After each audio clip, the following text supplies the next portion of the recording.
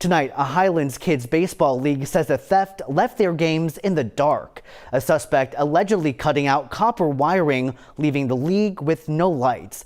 But the small town is putting their rally caps on to help. Our Troy Kless has the story. There was no angel beyond the outfield at Kaminski Park. The guy on the four-wheeler had to have had like a sawzall because there's a bunch of trees back there. Austin Moore, Highlands Little League president for 8 years, knows the fields at this park like the back of his glove. I played here, started here when I was 7. Played my fair share of baseball here until I was probably 13 or 14 years old. He got a call after Mother's Day saying someone had broken into their property.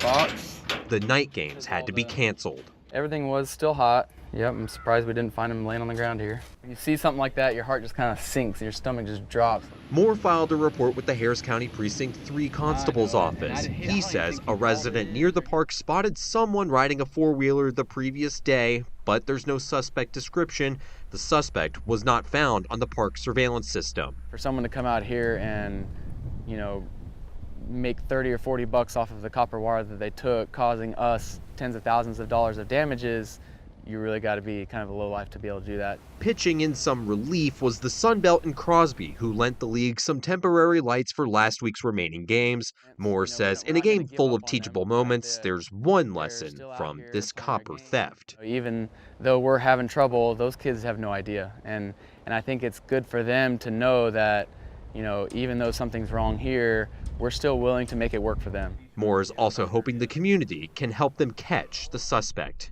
In the Highlands, Troy Kless, KHOU 11 News.